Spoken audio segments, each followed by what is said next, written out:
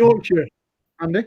Huddersfield, dear Leeds. I know Huddersfield very well. My sister went to Polytechnic there. Thanks for joining us. I'm trying to get this thing started, but these three have no sooner have I started, these three have interrupted me. We're coming over here to take over, Dave. Don't you worry. It's a university now, by the way. Oh yeah. No, it's upgraded to university now. Yeah, that's right. Yeah. Guys, thanks for joining us this evening. We've come on to talk about cues and a few other things. And obviously, we're joined by Chris Henry. And the other chaps we've got online here this evening are Dave Smith, that's the fellow at the top, and below him is Andy Hunter.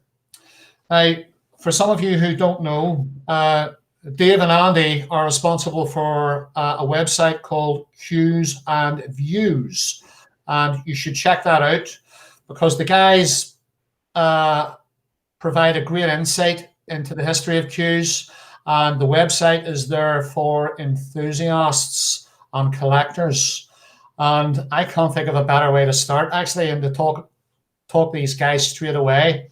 We're going to touch on a little bit of history, and we're going to talk to Andy and Dave about the types of cues that they have in their collection.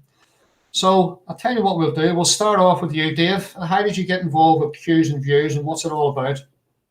Well, the first time I met this, just to go back into further history with me and Andy, I met Andy in 1994, where I went up to his house in Whitley Bay to look at his collection to actually expand my learning because I was a relatively new collector. I'd only been collecting for about 10 years, but I didn't really know and have a direction of what I was looking for. So I went to see Andy. He had an advert in Pop Black magazine. He was selling a few cues, and I went to look at his collection. And then about 6 years after that, I mean, we kept in touch throughout the entire 6 years. My mother passed away. This is in 2000, and she was a great lady of integrity. And what we found out with our association, a lot of people were buying cues thinking that they used to belong to, say, Joe Davis, and they were his actual personal cue that were being sold to him. So what we decided to do is create a website which was going to be for a pool of information so that people wouldn't be fleeced by unscrupulous sellers. Well, It grew from there till we ended up with Mark Wildman writing out a series of articles for us. And then Andy himself, I encouraged him to get online, and he came on with the website, and more recently with the Cues and Views Facebook page. And in that interim period, I built up a huge collection of varied cues from about 1884 right up to the present day. I mean, I have with me a cue, I won't show you in great detail, but it actually belonged to Dominic Dale. He sold it to me. Well, he did a swap for a cue that he wanted to use. It's actually a cue that he beat Ronnie O'Sullivan with. That's my most recent acquisition, but my earliest is from about 1884. Now, Andy is an absolute fantastic expert in the early cues era, and I tend to specialise in a variety of things, but mainly the modern era right back to the Burroughs and Watts era and so on. Right. So that's my history. I've got about 500 cues. That's a really. Andy, we'll just go over to you. Give us a little bit of background on yourself and your collection. Yeah, I mean, I started collecting in 1978 was when I first started. Same time I started making cues, but I went into depth into everything. You know, I wanted to know everything about them. And like I said, me and Dave met in 1994, and I started helping Dave because, like he said, he was new to it. So I started helping him, and then we both, you know, went from there. I wrote some articles in the 1990s about antique cues. So I mean, the thing with the cue is, it's you go back to like the butt cue was probably the first what you class as a cue, and it was a really thick butt and a thick tip, but it was still used as a mace, where they would turn it around and use it the butt way and push the ball. But they started turning around to use it off the cush the other way, so that's how the cue became the cue, you know. I like it. I mean, I love it, and I like helping people with the cues, you know. I mean, I help anybody, you know. And I know you designed the Yakuric cue, is that right, Chris? Yeah, I mean that was purely relating to the performance, not necessarily. It was more about, once I started to understand how cues performed and how they affect the cue ball. Yeah. Then I went into end mass, flexibility, ferrule wall thickness, tip quality, all these kinds of things that had a real big impact on how a ball mainly pushes offline to a certain degree when side spin is applied. That's what got me interested in understanding that you can pick a cue up and miss a shot a foot thick with an angle shot with a little bit of side spin, and play the same shot with the same amount of side with the same aiming and miss it a foot thin. What you're saying is correct. So I mean, what you're saying, I mean, like the ferrules goes back. I mean, the first ferrules was in the 1880s, 1890s, and they were the horn ivory. And then the first real cue that was the Willie Smith was every cue was put with a brass ferrule on when it was sold, you know. So that's the start. But the ferrules, the brass ones, they were started from bicycles, you know, the inner tubes when you used to take the caps off. Were they really? That's one of the things that first started using, was putting them on, and that's how it become more widely known. But yeah, the ferrules go quite a way back. It's even with two-piece cues. I mean, I've two-piece cues. I've got wooden jointed ones, and you're talking about the 1800s, you know, two-piece cues. I mean, people think it's a modern day thing, you know. Yeah, it's not, is it? No, exactly. Well, just to give you an idea on that, I did an interesting test, and this was fascinating. So we produced 5 different cues with 5 different performance specifications, and we tested them on lots of different shots. So we had a very low deflection cue, which we call a low deflection cue, which didn't push the cue ball offline virtually at all with side spin, right through the range up to a cue that had a very high deflection degree, so it's pushing it off a lot. And I tested this with Stephen Henry back in 2007. I gave, because he said, listen, this is all, Stephen just had no belief in that cues had much of a difference. He just thought, you know, you could pick up a cue and get used to it, which I'm not a big believer in personally.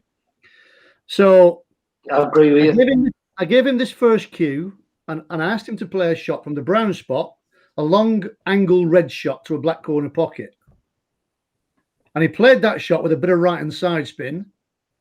And he obviously aimed that shot in the way that he thought that cue would perform for him.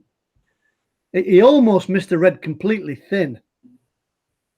So he's missed the pocket by 1.5 foot. And then I've given him the extreme opposite, and he's literally hit it straight into the black cushion because the cues pushed the ball off so much. It was fascinating to see that. Brand new cloth, exhibition in Germany, match conditions, just what he's used to. And the fourth cue, which was about, I would describe as a medium deflection cue, because his first cue was the quality of his first cue, it broke. And if you look inside that cue, the quality is it's non-existent. It's a very poor quality cue, from what I can see. But I think the density of the maple was very low. And so it didn't actually push off that much when you put side spin on, because I played a few shots with that cue. Anyway, this fourth cue, he knocked the ball into the left corner pocket. We put one on the other side, and he knocked that one in straight away to the right corner pocket. And of course, being a typical skeptical Scotsman, he said, give me them other cues again, let me try again. And he got the same result again. And that cue that he's playing with now, he made a maximum with that cue at the Crucible in 2012. Right. So it's nothing to do with the quality of the wood or anything like that. It's purely the specification and how that cue affects that cue ball. Well, sort of going back in the it's day. also how the cue's made. If the cue's put together properly. Pardon? Just going right back, taking a step back to the early days. I mean, in terms of how cues have changed over the years, guys. I mean, players obviously are a different standard these days. There's more of a personal choice. They're looking at maybe slightly different. I mean, what's the difference between the old days, Dave, Andy, and these days? I mean, is it do we have better quality woods now, or were the wood grains as good as quality back in those days? I don't think it's Cue, about the that wood so was much. just as good then as what it is now. But I mean, if you go back to sort of like 1900 to 1920, right, you'd get a cue then that would be as good as any modern cue. And then you go right the way through to right to modern day. I mean, I've got Burwood Champion. There's a Burwood Champion here that would. I don't know if you see the Burwood. Oh yeah, Right. nice. No, cue. that's good enough to play any game, and it's what Chris was saying there about the quality of the timber. It's quality ash on that, and it's what he's saying about deflection, the way it plays. It doesn't, because I've done the same test what Chris has done, and that's the type of thing you don't. The quality was there. That was really good quality stuff there, and it's not really much different. It's probably the most different thing I think is probably more 3/4 cues. And Dave will probably know more about this than me, but the size of the butts towards the back are a lot thinner, as you tend to be a bit thinner. They tend to be more, I would say more parallel from the butt back over than what they were then. But Andy, one of the things that influenced I mean, Dave will, the modern cues, Just before, Dave, we're going to go to you in a sec. Get your views on this, and just before we go over to Dave, does that refer to the grains on say the ash cues as well? I mean, did players back in those days, did they look at the grain on the cue and think, right, that's a nice straight grain, I'm going to have this one? Dave?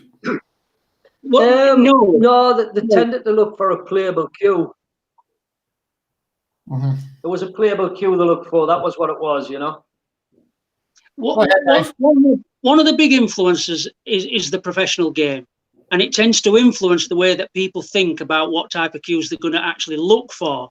For example, in 1977, John Spencer was the first person to win this World Snooker Championship with a centre-jointed two-piece cue. Then the market in this country were absolutely flooded with centre-jointed two-piece cues, which again is one of the things that encouraged cue collectors to try and preserve the old single-piece cues, because wholesale cues were getting cut in half.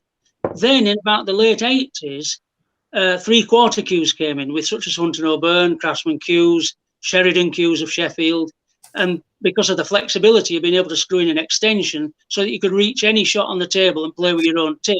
And then, of course, the butt joint came in, which was at first, like in the John Paris Ambassador cue, were fitted to 3/4 cues.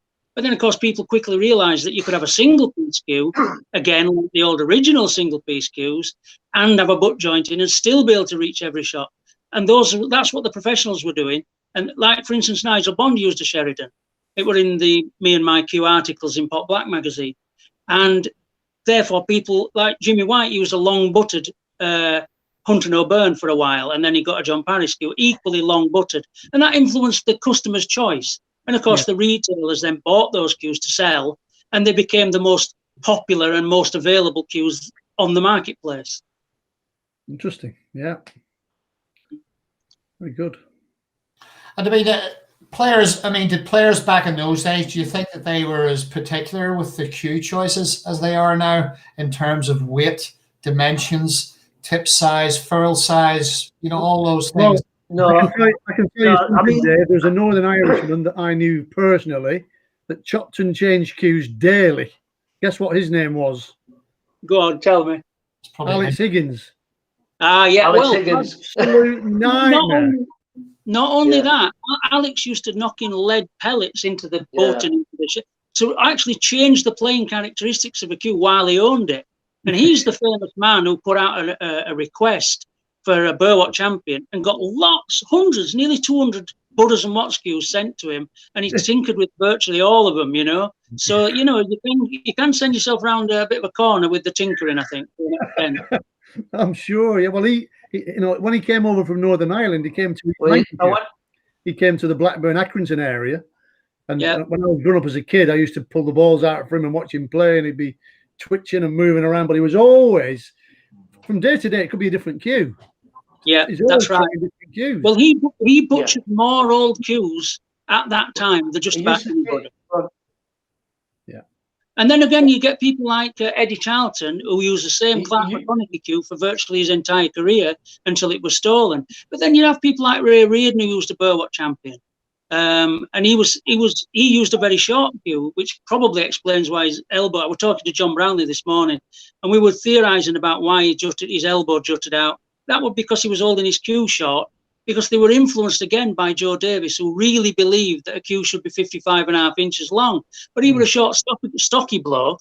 Reardon were about 6'1" as an ex-copper. You know, he was a tall fella. Yeah. So Reardon actually contorted himself into a position where he could use that cue and won 6 world championships with it. So, Well, you know, if interesting you've you got say natural ability, you can get away with murder. It's interesting you say that, Dave. I mean, Talk Steve about Davis. Alex. He was sorry. Yeah, go on, Andy. Talking about Alex Higgins, I mean, they used to take his cues to Eddie Ryder to get done at Pegswood. And I went into and there was about 300 cues belonging to Alex Higgins there. And he had chopped them all up and he was changing different butts onto different shafts and 3/4. So yeah, a lot of cues. You know? I mean, So mental. And Alex Steve Higgins- Davis, it was your last cue he used. You know? Yeah, that's right. Alex was interesting because he managed to get an extension that he put in the middle of a two-piece cue, right in the centre. And I saw him use it on TV, Yeah. and that was his way of getting an extension, which is what I think encouraged people to go to the 3/4 cue. Well, it's interesting. Steve Davis, I think 6'2", is he? Something like that. He was very knowledgeable on the cues. And I think he used a 57-inch cue. So he was using a Yeah. cue, which he Yeah, had to. I played he had Steve to- Davis in about in the 1980s. It's to bend his arm and make Sorry. his bridge very close to make his cue long enough for him. But when you talk about a player's elbow being out, Dave, it's generally because the shoulders are too square to the shot. Yeah, it was turned at the wrong angle. He was too square, and when you're very square, your shoulders outside the line of aim, and then what you've got to do is get your hand back on the line of aim. Yeah. So actually turning more sideways, which is what Steve Davis did. He would come Even though his cue was quite short for him, he actually adopted a shorter bridge with a bent bridge arm to make the cue a little bit longer. That's why he bent his front arm. That's absolutely right. Yeah. Yeah, to compensate for it. So it's one error compensating for another. But both of them won 6 world championships. So again, people copy it. Well, exactly. And by the way, you've got a player there, Reardon, that looked at the cue ball when he hit it, and your Davis that looked at the object ball when he hit it. Two completely contrasting different ways of playing. Yeah, and Darren Morgan had a sticky out elbow. Well, yeah, he was very square. Yeah. Square across the shoulders. Yeah, exactly. There's quite a few players do that, you know, and then there's the opposite players that are slightly inside, the other way. And again, it depends which is your dominant eye, as well as depends how you stand. If you're right down the middle of your chin, you can stand square on. If you're right-eyed like I am, you tend to stand a little bit the other way. So, you know, that can influence the length and what have you, your choices. Right, yeah, no, it makes a lot of sense, yeah. Mm. What do you do if you're cockeyed? Do you just pack it up? Do you want to see a butt cue? A very early cue? Let's have a look. Please, that'd be great, Andy. Yeah, let's have a look at one. Go ahead, Andy. Go for it. Just while you're doing that, I've got an old Riley billiard cue, and I think that butt's about 30.5 mil. I've got one of your early accurate cues, by the way, in my collection. Oh yeah. Oh my! How big is that butt? This butt at the back's about 50 mil. It's about 50 mil. And then sure, that's not a murder weapon. It dowels into the shaft, right? Yeah. And it's actually onto the pace shaft. This one, you know, incredible. No, this is probably 1830s, 1840s. You know, is it really? And they used the flat. That's the leather pads on the bottom because they were still using it like a mace. And then they would turn it round on the cushion. That's when they started using off the cushion with the other end, you know. So. Is that where it started, from the cushion? Yeah, that's correct. Yeah, because what happened is we're using the mace, and then they had what's called a butt, and it was a small implement that they used to use on the cushion. and it was just like the bottom half of this cue here. Yeah. And they would have that to slide off the cushion. And then somebody decided to turn it round when it was light and just use the end of the mace. So then they made the butt cue. So that's where the butt cue originated from. It was a mixture of the two come together, you know. It's like everything. It's evolution, isn't it? Somebody thinks of something and then does it, you know. Exactly. And you know, I mean, that's what it's all about. It's like everything. It's like tips. I mean, the first cues, they didn't actually have tips. They just used to round the end of the wood, and they would just hit the ball with the wood, right? Yeah. No, it was Jonathan. I think it was Jonathan. Jonathan Carr, Dave. I think it was John Carr. Yeah. Who done the twist and choke? Started twist and choke. Yeah. What had happened is he used to practice. The billiard hall he used to practice at, the guy he was practicing against was screwing it off in the middle pocket, and he couldn't do it. And then he realised the guy was turning around and screwing the end of his cue into the chalk wall that was in the building, and it was getting grip. Really? So he started making his magic because he was a chancer. He was a man, you know, and he started. Well, not a con man, but he was a chancer, you know, and he started putting this cement stuff for the walls into little blocks, a little round, and saying, "Me magic twist and choke." Brilliant. You know, so and that's where that choke went on. The leather tips come in. Everybody was, you know, it was because like Field was class. And then John Romney took over and invented it. You know? He came up with that idea when he was in prison. It's true. It's a fact. Really? I'll tell you what we've got here, guys. We're going to do another stream actually on the history of cues. I think what I'm going to do, Dave and Andy, is I'm going to arrange a date a little bit later on the year, and we'll do a stream on the history of cues. I think it's fascinating. I think Chris will agree with me. Fascinating subject to have a discussion on, and perhaps maybe Chris will even join me if I can put up with him. But I think there's so much to get through, you know. But we've done our little history piece here in terms of what went on in the beginning. An interesting point there, Dave, about the mace position, and I think it was the ladies that actually kept that position, did they not? And then the men would turn the cue around and play with their hand rest. Is that right? I think some of it's to do with etiquette in terms of bending over the table. In terms of the standing up stance would have stayed longer with the ladies, because don't forget, billiards was an after dinner pastime and in social circles in the posh houses of the country. So you're not going to want to be bending over like that over the table. It's very unladylike. So I do imagine that's true, that the ladies would have sort of stood up longer. And then of course, even some of the top players, even Peel, who made a spot stroke break of over 3,000, he was half stood up, but we're only about 4'8". So he was quite a standing up kind of player, even though he made that break in 1890, I think it was, November 1890. So the standing up stance did endure quite a long time. Right, interesting, isn't it?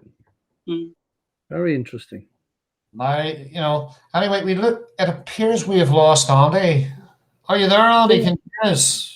His audio went a little bit funny as well. I think his connection. He seems to be losing signal. It might be snowing. At this stage, guys, because I've got a feeling this is going to go on. We're going to get into an in-depth conversation here at some point. Dave, what I'm going to do is I want to put you in the backstage for the meantime. Right. Eventually, we're going to bring Shaun Murphy on, and No problem. we're going to bring. Thanks to everyone. Want to bring Drew Colgrave on, who's the man behind Century as well. So try and. Can I just ask Dave a quick question? Yep. I have a cue, Dave, from 2000. Yeah. I think it's about 2010. It's a Paris. Yeah. It was Stephen Hendry's. Yeah. It was made to look like an accurate 147 model.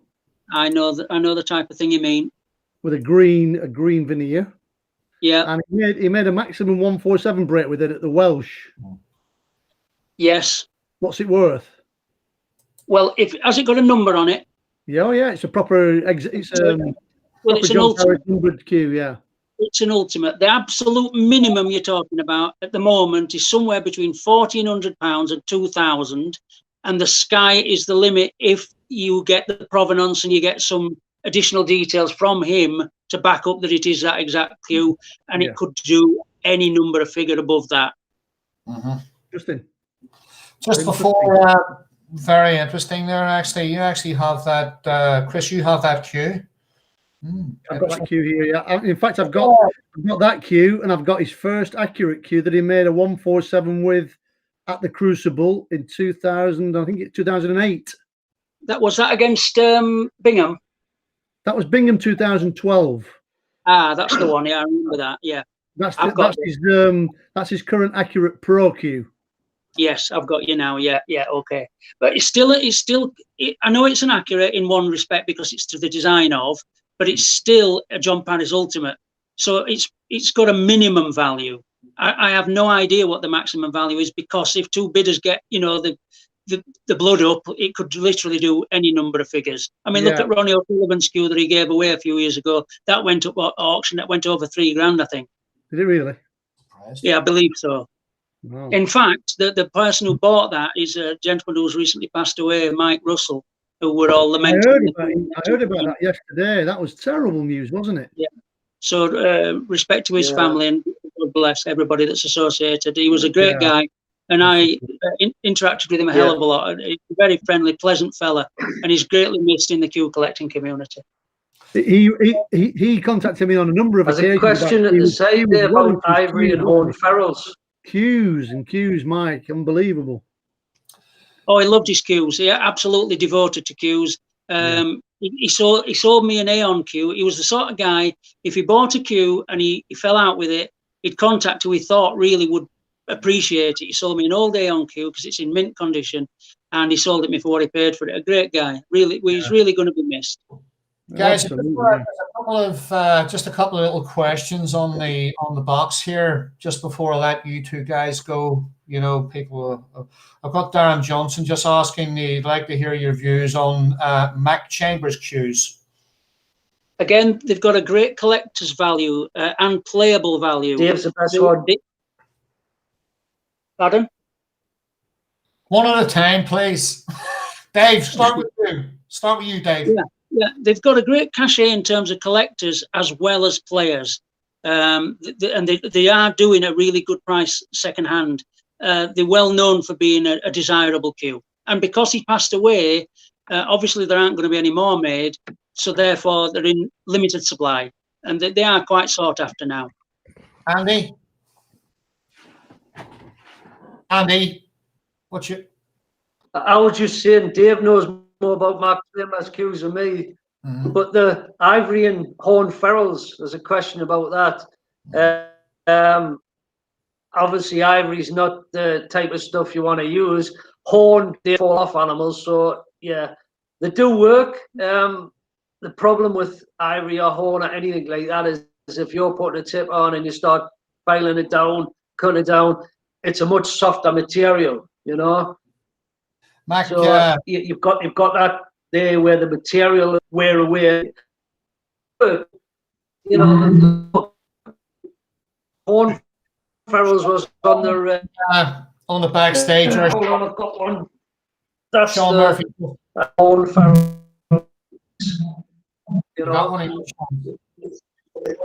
Yeah, so they were quite well known. That was part of the design of the cue. To be honest, brass or on the new type that Drew makes, I use brass, but I've tested the titanium ones because I get asked the other stuff. The titanium ones that he makes, them and they're good, First ones weren't, which I told them, so. Sean's just told me there, who's sitting in the backstage there, he's just told me that Mac made his two cues. Sean, I'll just bring you in for a second there if you can hear me. I'm going to disappear while I bring you in, mate. Okay? And you can tell us about your experiences with that cue, Sean.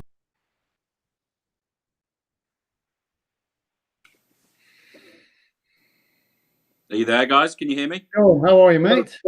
Good evening, gentlemen. Yeah. Oh, how's you all everyone right? doing? Everyone good? All good. Yeah, all good. Yeah, Mac. Yeah, how's yourself?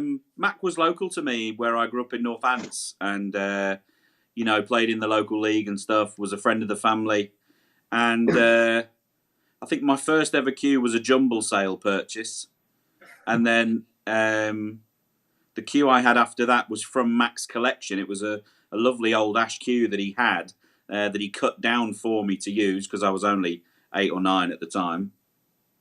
And then he said to my father, when I made a century break in live play, he would make me my first cue free of charge. And as luck would have it, it was only a few weeks later, just 2 weeks after I was 10, I rang him and said, well, it's happened. And he made me a cue. It was beautiful. It was very traditional. It was a 3-piece cue, 3/4 cue, I should say, and beautiful cue. Great craftsmanship, as you said, Dave, and you know, could really make a cue. I actually had a thing about his cue. He had a beautiful cue himself, which was just sought after. Everyone in the local area wanted this cue because he used to treat it with what's that? What did he put on it all the time? Like linseed oil. He put linseed on it Linseed all oil? the time, so it actually changed the colour of the cue, but it smelt divine. And about 2 years later, he actually gave me the cue, and it was like, "You'll use this much better than I'll ever use it. You have it." And I've actually still got it. I've still got all my cues. So it was a really nice guy. And I think when Can I ask you a question, Sean? yeah. Who put the facing splice on your Tom Newman, the Thuya Burr one, replacing the mahogany splice? Yeah, that was what I was just about to say. When Max stopped working in the area, Rodney Hine took all his clients, and we got to know Rodney very well. And the Tom Newman cue I actually took out of his collection because he was doing some work to the cue Mac had given me. Yes. And we borrowed the Tom Newman cue, and the very first frame I had with the cue, I had a break of 143 first shot. Yeah. And we decided to switch, and then it was Mac's cue had the Thoya Burr inlays, and I just thought they were prettier. They are beautiful. Thoya Burr's beautiful. You know, I think I was 13 at the time. I had no real understanding of changing a cue's originality or you know, taking out splices or stuff. So I just had him take it out and put a layer of Thoya Burr in. And I think it's probably a one-off, really, a Tom Newman, you know, with that inlay. I always thought it looked beautiful. I mean, it reminded me a little bit of a Canon match cue if it had the little green flash above it when you had the work done. But it still looked good. It still looked attractive. Yeah, it just did it because I liked it. I liked that Thoya Burr. I really liked. I thought it was a very, very pretty look. You know, it had a really nice look about it. And I used to spend so much time in their workshops. It was just we'd pop up for a new tip or something, and you'd be there hours.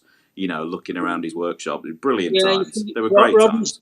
Rodney's passed away as well now, you see, as well. So you can't go back to Rodney Hine, can you, for work being done? No, and you know, it's as you were saying. I was listening to you there before. You know, these things will they'll only increase in value, won't they? Because there's there's now a limited supply of them. So absolutely. Yeah, we were very, very lucky, completely by chance, to end up in a community with, you know, 2 very, very well known and respected cue makers, you know, in the local area.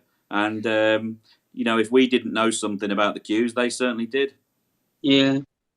Yeah, I had a couple of conversations with Rodney, and he was an interesting character. And I've seen 1 or 2 of his cues. They don't come up here much where I live.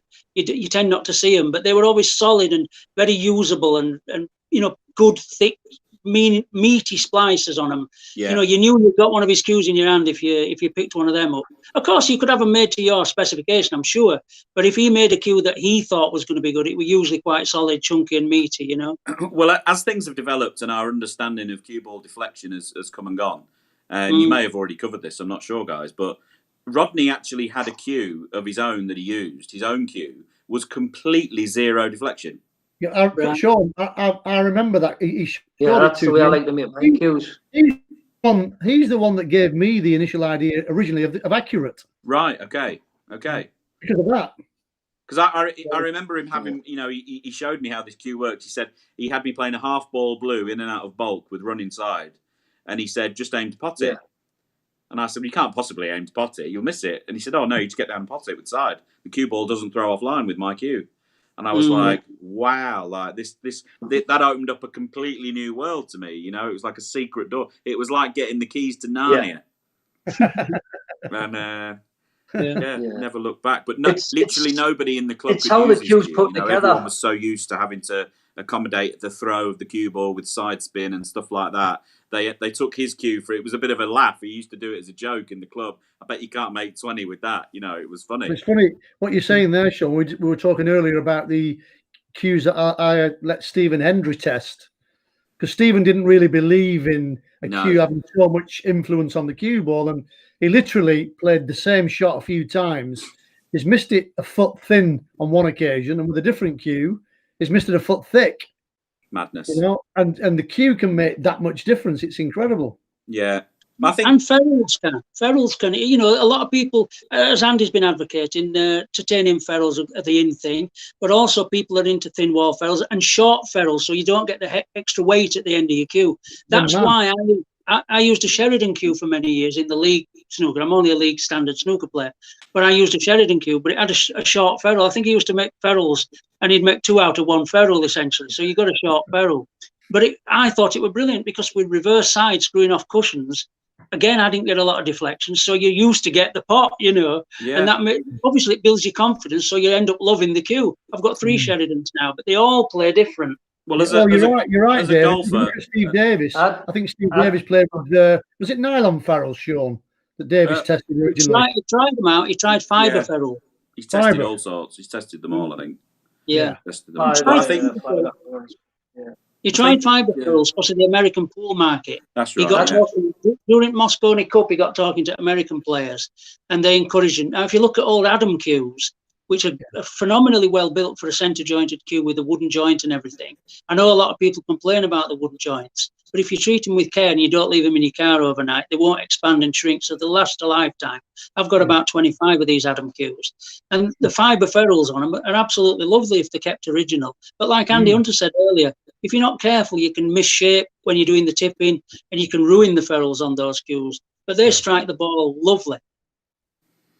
It's funny, you know, because, you know, as a sport, we're way behind, like golf, for instance. Golf and snooker are very, very similar sports from a technical point of view. And when a golfer, and Chris will back me up on this, having worked on the golf tour, when golfers are making mistakes and not quite getting the strike or the flight they want, give the same analogy as cue ball deflection, when they're not getting the same shape or whatever, the first place they look is their equipment. Yeah. It's the first thing they do. And once they've exhausted every possible tweak to their equipment, they then shine the light on themselves. Is it their grip, stance, shallow, the swing out? But they would make their equipment the first place they would look. And we as snooker fraternity, the whole snooker family, cue sports, I would probably even say, as a whole, don't do that. No. On tour, everyone's there working on their technique. Is it my grip? Head position, bridge, distance, sighting, all the rest of it. You could actually make a change to your equipment, and it would make you a better player overnight. There's no doubt, Sean.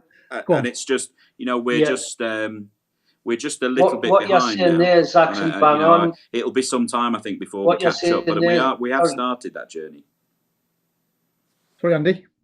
What you're saying there is bang on, because I've often seen with the players, right, is sometimes they'll miss a shot and they miss the same shot, which a lot of times, and it's what you say, it's not them actually. Sometimes it is the cue.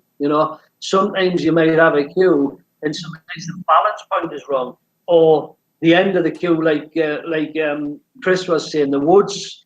It could be a slight thing. The cue could be a great cue, but a little bit of tweaking on the cue could make it an even better cue, which I've actually done before, because I've done an exhibition at Hull for the World Seniors on the antique cues, and there's a guy brought us a cue in there, and it was thrown, and it was funny, and it on and I balanced it, and when it got further forward, it stopped actually throwing as bad, and he was over the moon because he could use it.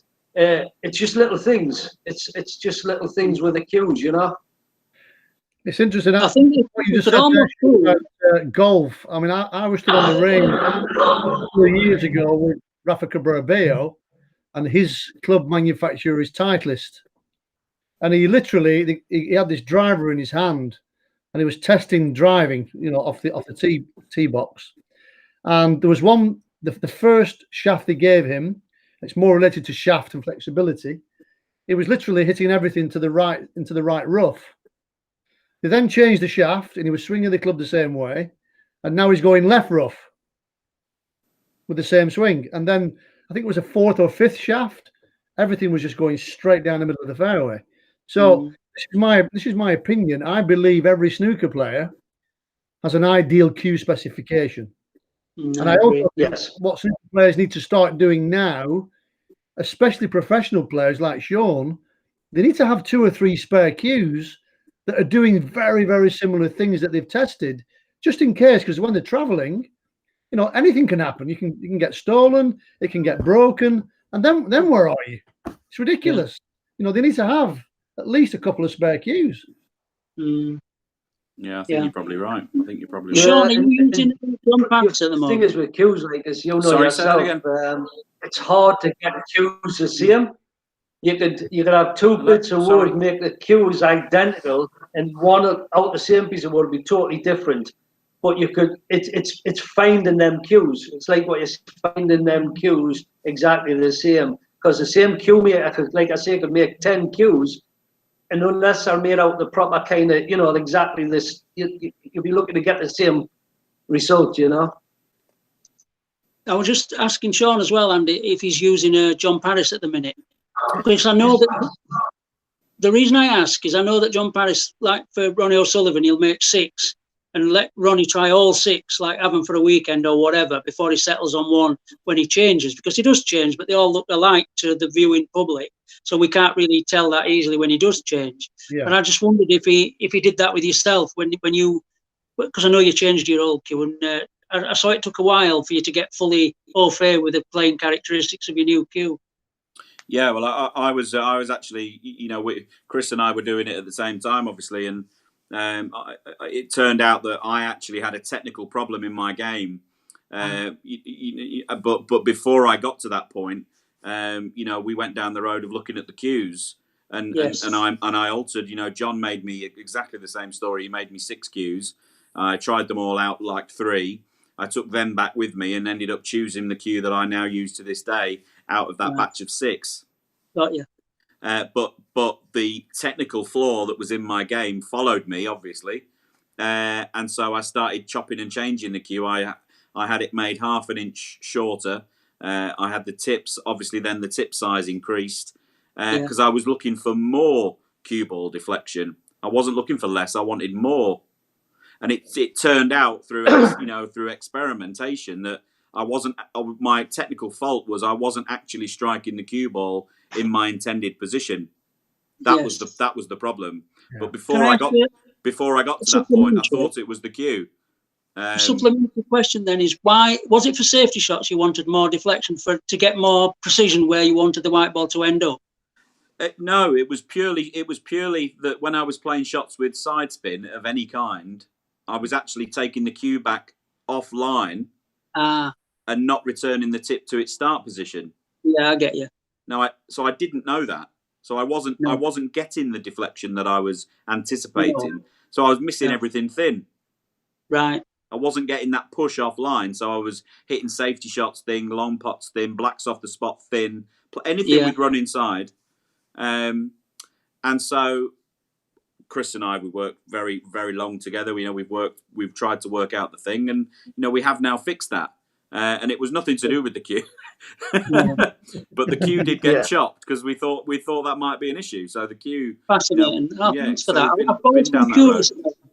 That adjustment period, though, can be very hard. When you do make a concerted effort to change, like you think your old antique cue might be getting to the end of its life, because sometimes the timber starts to feel almost springy or spongy more than you want, and so therefore you might look for a new equivalent cue, but might be stiffer to get more trustworthiness in terms of the strike. Because a lot of people have said that about using old cues. That's the reason that they gave up using old cues. I'm not sure it's always true. It's something in the mind sometimes.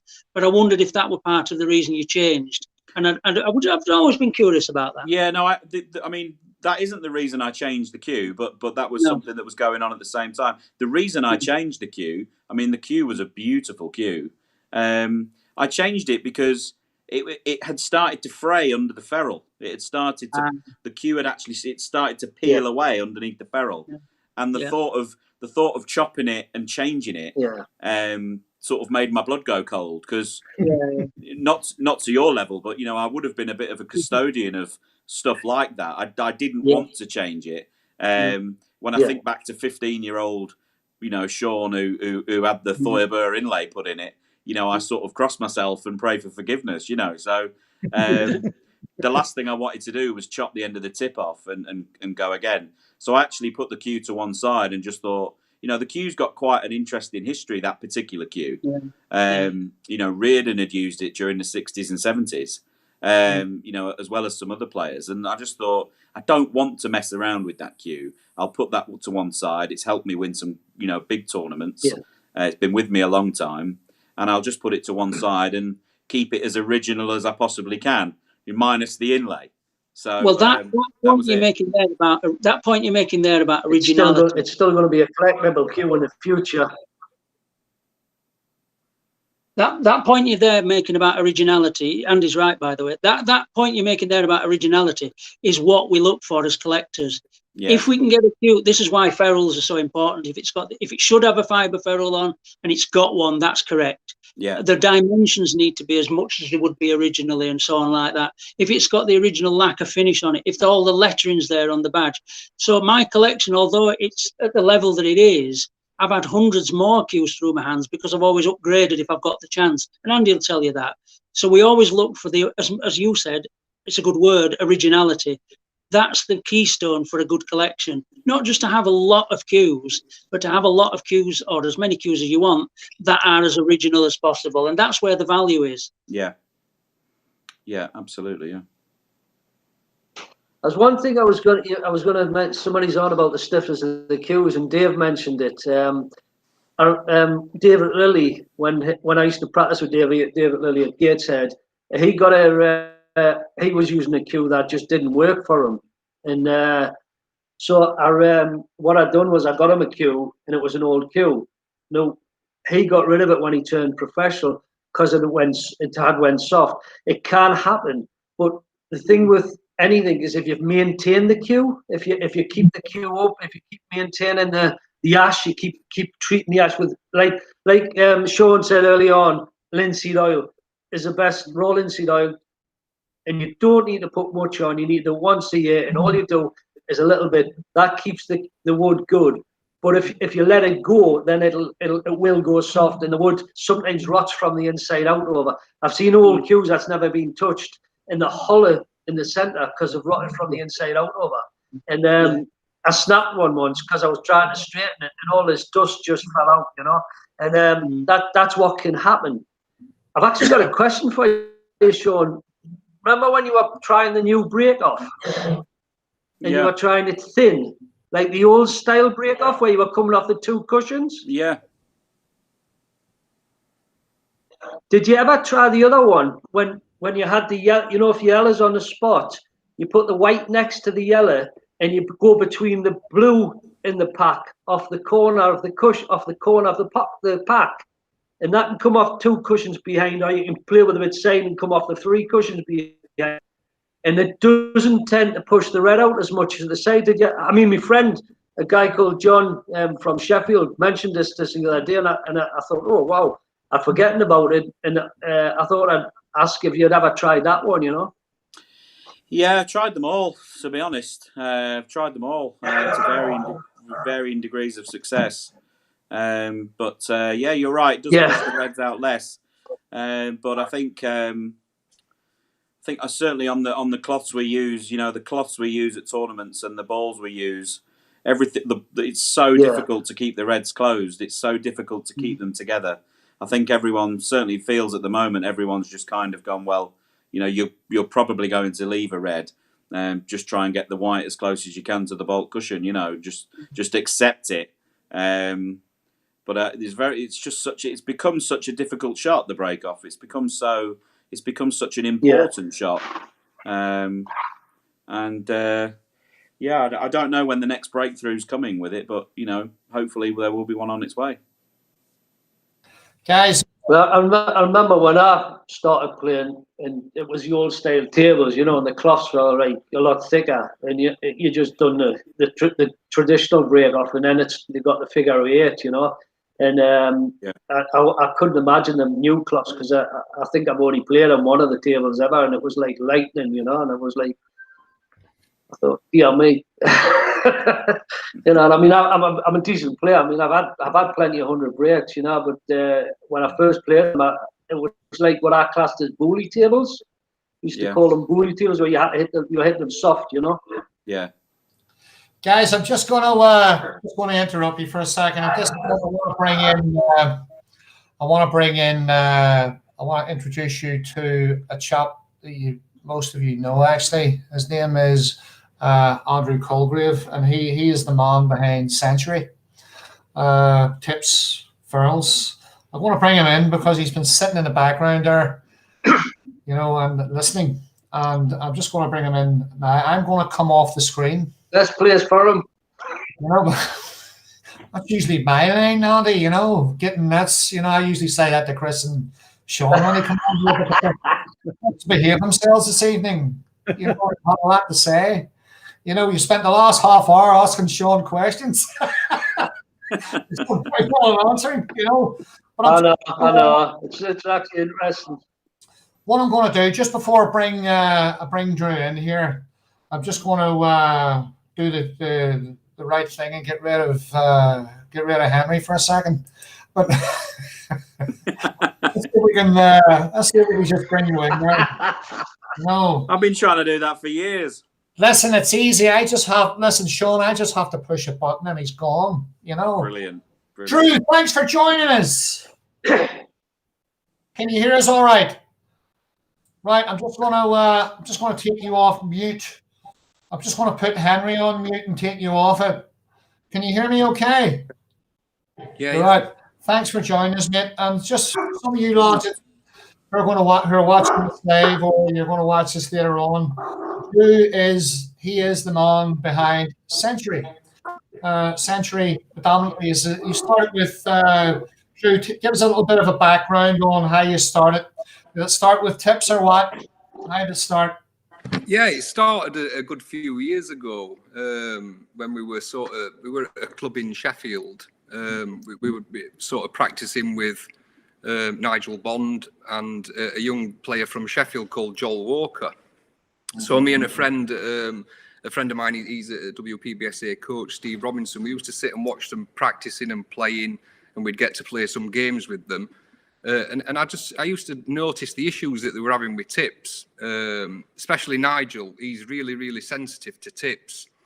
He'd maybe change 7-8 tips in one day. So I just kind of got an idea and thought, you know, there's got to be something that can be done to try and make them a little bit more consistent. And then I had an idea about a sort of a grading system. So I went away a good few years. Got a formulated tip together with the help of Andy Hunter there. He's helped me a lot over the years, and that's how it basically started with the graded tips. So yeah, that's the kind of the background behind that. And I remember the first ones when I tested them. They were it was the number 1 that wasn't really doing it, was it? At first, the number 1. That's right. Yeah. And then you fix that, and because I tested them all, and you know, I mean, they all worked, but I like this number 2, number 1, the tips, you know. But yeah, it's a formula. You're still working to even improve now, aren't you? Yeah, the single tips. It's a natural product, and you know, they can be a nightmare. But you know, we feel as though we've moved it forward a little bit. We've get some more consistency to players. especially professional players, and they've took the tips on board, and they, they're doing quite well with them. So we're quite happy at the moment. We're always working to improve and innovate. I've got partners, University of Sheffield, working on some really good projects over the next 5 years with them, and looking at various different aspects. I mean, Shaun, you were involved with that a little bit with me. I think you still are. If you remember last year, we talked about the uni stuff that I was doing, some really exciting stuff. Yeah. But yeah, I'm very much about the traditional. I've just been listening to everything that you've been saying about the cue. Fascinating. But I also like what Shaun's just said about, little changes that can be done to give more consistency, especially with your equipment. And I do think there's little bits that can be done, even if it gives a professional player 1 or 2% on his game. I think that's really vital. And one of the main things for me with the ferrule was when John Higgins came to see me, and he was struggling with various shots.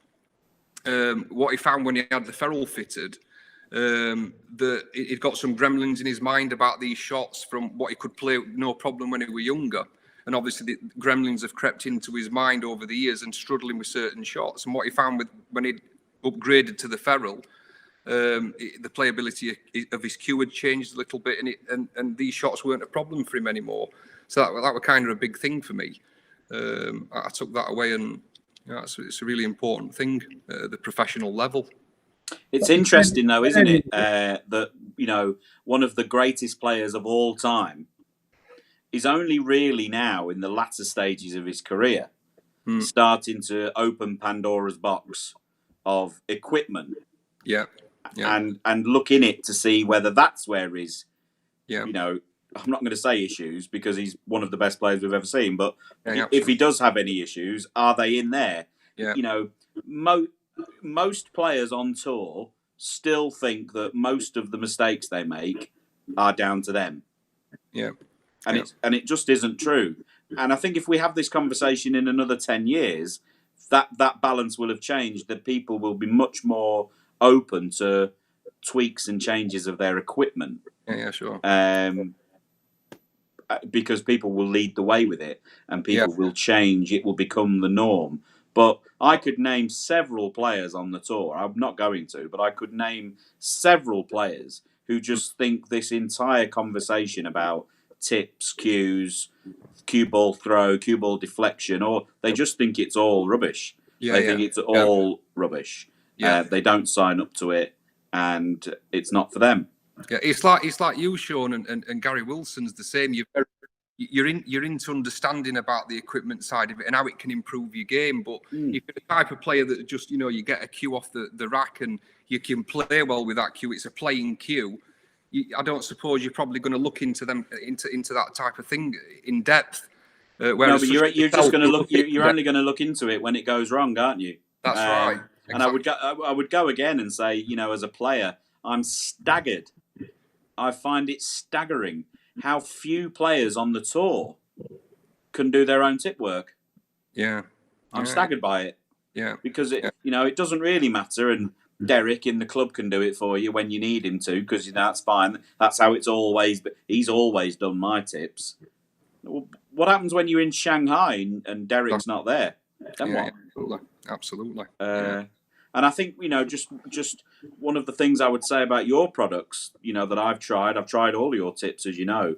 I think one of the massive positive things about your product is that when you pick a G3 out of the box, it is almost identical to the G3 you had on last week. That's right. And the one coming next week. That's what we're looking for. We're looking for, when I take that product out of the box, is it going to perform the same as the one I had before? That's right. This was the thing with Nigel. You see, it probably on one day when he was sort of playing with Joel, he probably changed about 8 tips, and then he's sifting through a box of 50 tips to try and find one. So he's taking that one off, putting it on, off, on, off, on. That can have an effect on the ferrule, the top of the cue itself. Hardening the wood at the top with various glues that you're using. So, to minimise all of that, it's got to be a benefit to players, hasn't it? Absolutely. I like what you said as well, Chris, about the having a selection of cues, not just one. you've got two or three cues. I mean, it's an absolute necessity in the modern game when everyone's traveling. It is, Andy, and I think not just that, and there's an even next step to that, because when, for example, Shaun might go to China, he can go to a certain city, and that city might have a lot of humidity. Absolutely. Right? So that humidity is going to affect the cloth. Absolutely. So, for example, you might be playing with your cue that you've been using for a few years, and you go to China and attempt to play a long angle shot on a humid conditioned room with a bit more moisture. Yeah. You're not going to miss that same shot thin, because there's not going to be as much keyboard deflection. So, is there a case then to have 2 or 3 different spec cues, that one's slightly higher in deflection than the standard? Yeah. And then when you go onto a brand new cloth where it's very slippery, and the tendency for a player is to miss angle shots too thick. Yeah. You could even get to a point, it's a bit like tennis. Yeah. They've got different levels of string tension. They have even the actual the shaft of the tennis the tennis racket is also weighted different. Rafa does that. He takes it to a guy in Italy. He puts weights in depending on where he's playing. Yeah. Different environments, like you said. It's all. But snooker seems to be a little bit behind times on that. That's what I'm trying to do. I'm trying to, maybe push it forward in little ways, but without affecting the traditional side of the game, so to speak. It's quite difficult with wood, because as Andy and Dave will tell you, it's a natural product, and it's never really consistent. You can virtually get the same spec cue that performs completely different. It's the same thing. Yeah. So, but what's going to happen? What's going to happen when a professional player walks out with more than one cue and they're not made of wood?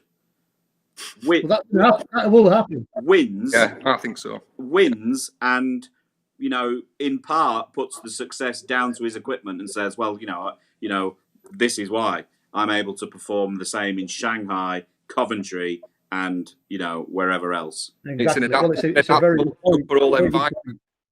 Then what's going to happen then? So I've got a cue. I've got my standard cue. Everybody will want the same cue. I've got one that's slightly higher in deflection and one that's slightly lower in deflection, and I use one of the three depending on the playing conditions on that given day. And they're not made of wood. Then what? Yeah. It's an interesting one. Hello. What are they made of? Exactly. What are they made of? Who knows? We can't tell them, Chris. We can't tell them this. Is there any? They're made of the. There's a lot of things being made out of different stuff in the past. I mean, the metal were made in 1930, called Rigidus. There was fiber cues made for that. There was glass cues, which I've got a glass cue here. There was laminated cues right the way back, early laminated cues. There's been a lot of different things. It's making something that's going to work. But I'm interested in what Chris said there about the different areas for the deflection. Because I obviously haven't played a broad like Shaun has, and you know more about that. That's really interesting what you are saying. Because one test I've done, because I like to test everything. I mean, I've took it apart to see how they work, and everything I test them to the Joe will tell you I test everything. But what you're saying about the different atmospheres, I mean, obviously wood, it's going to really affect it. It's going to affect what the wood is, what happens when you're playing the shot. Have you got any ideas on that?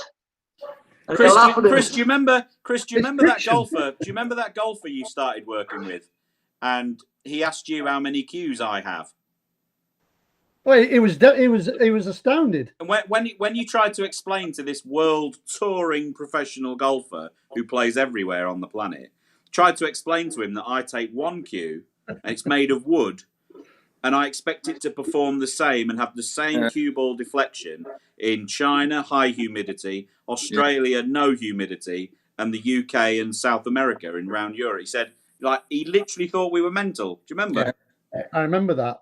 And when you look at golf, they are so advanced in terms of the technical side of golf is incredible. Yeah. So, for instance, in Shanghai, where it's extremely humid, and that dampness gets in the cloth and on, it affects the way the balls move. When you play the break off with intense run inside, the cue ball doesn't throw as much. No. Yeah, of course. So you end up hitting the pack thin, and then you hit the blue. Whatever you do, don't hit the blue. So it's not your fault. That as the player, that's not your fault. That's your equipment hasn't performed, as you expected it to. But if I said that in a players' lounge somewhere on tour, they would think I'd lost it. They'd ask me to leave. Yeah. When you're playing in those. One of the things I tested was with deflection. One of the things I tested with deflection was I drilled down where the ferrule was, right, and to put a weight in because I wanted to see what happened. And one of the things that really happened with the weight in the end, just down the end of the cue, was the deflection was massive. Yeah, right. It went from like no deflection to nearly 3 balls. Now I done it the opposite way. I tried loads of things, and the thing is, what you're saying is that things will work, but it's getting them to work in one thing. I would imagine is trying to get something that'll work is one thing, which people like Chris, who's already went on and done the accurate cue, is obviously looking into that, drills into the tips. I do loads of stuff, I test loads of stuff, but it is things that needs to be looked at. It needs, like Shaun was saying, in the future, he's in 10 years' time, people will be looking at this thing more than what they are now, players. It's something they should be looking at now, really, I think. Yeah. I took my cues over to America. I went to Jacksonville to Predator, and they put the cue into a robot. And this robot produces the same swing all the time, same speed, same acceleration speed. It's got a laser on the cue ball, so it contacts the cue ball in the same place, and height. And height's very important, obviously, as well, because the higher you play, the less the deflection, and the lower you play, the more the deflection. So it had to be perfect. And we tested some cues in Jacksonville, and then I went over to Memphis to this crazy player called Bob Miucci Cues. And he has a robot in his factory. And it's amazing when these robots, they play the shots, and the difference in deflection from cue to cue is mind-boggling. So what you're saying, Andy, there is important. It's consistency. Can you get a cue to perform like that consistently, and can you get another cue to perform slightly different? Like Shaun was saying, then the benefit then of being able to use a cue with a different deflection degree based on the conditions, humidity, for example, is a huge thing. And I think going forward, I don't think wood is going to be the chosen material. That's right. I think that will move along like in golf. You've gone to different materials in golf now, and snooker is behind, but it won't catch up.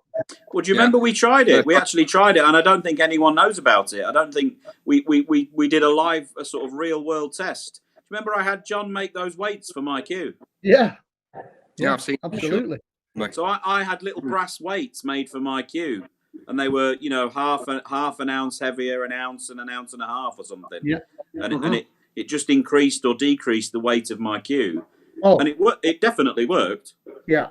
And the other point as well, Shaun, it was just the sound of it was just it just made such a horrible, but it did work. It did work. Yeah. It worked. The thing with it is as well is people talk about cue. How did you put the brass weights in? They screwed in up the where the extension goes on the butt end. They just went in there. I had John Paris made them for me. Did you try it with a little bit of leather in between it to deaden the sound?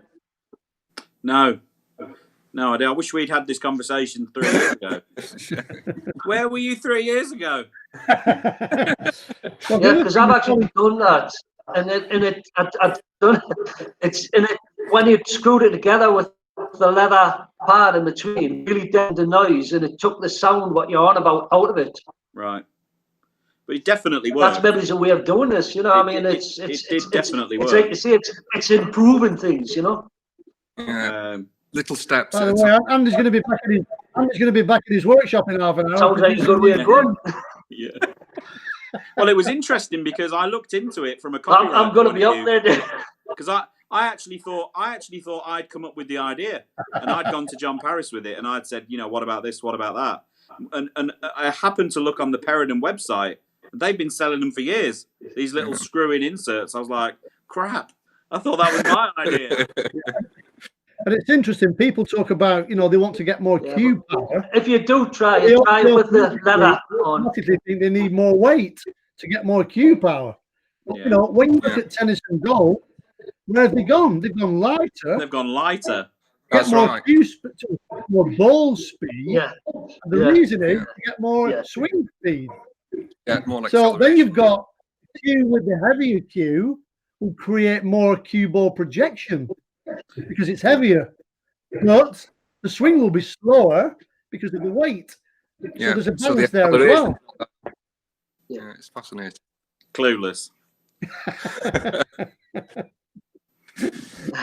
Shaun, Shaun, when we met a few years ago, you mentioned the same thing, traveling with tips and how tips change when you're in different countries. That's quite a big thing again, isn't it? That you might have to change. Your grades are going to change. Where if you're playing in Shanghai, for instance, the tip alters. Do you remember you telling me about that? Yeah. That had a big impact on me. That. Well, I think I just tweeted last week, and it went viral about the. I do think snooker's the hardest single player sport in the world. Yeah. But it's actually ended up becoming a bit of a snooker versus golf debate. Yeah. And what's come out of that is the amount of people who do not understand that the atmospheric effects and the difference that makes to our game. Yes, obviously in golf, it can be pouring down with rain. It's blowing a gale. That's an obvious obstacle. You can see that. That's obviously difficult. But people don't know that when I play a snooker tournament near the coast, the atmosphere is different, and it affects the way all my equipment works and the way the balls move around the table. If I go and play a best of 9 in Hong Kong, where you walk out of your hotel and you are wet immediately, and that's not sweat, you are just wet. Yeah, it's damp. That affects the table, and it affects the tips, and it affects. And you can actually feel. You can actually feel the inlays in your cue. If you've had any splicing, you can actually feel that lift. Yeah. It even affects the chalk. It can affect everything. Yeah, everything. Yeah. And how do you adjust for it? Is it you just have to work with it? How do you adjust for that?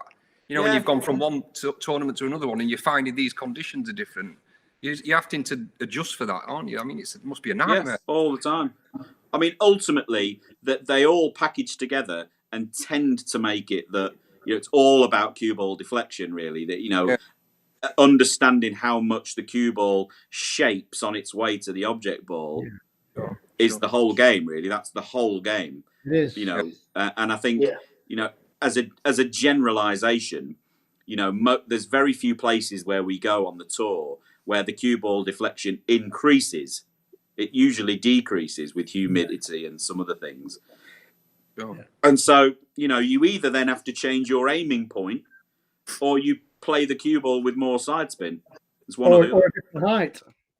And it's it's a mixture of those three. When that golfer's playing in the wind, his 7-iron goes 165 yards. If he's it's not going to travel that distance when it's blowing a gale.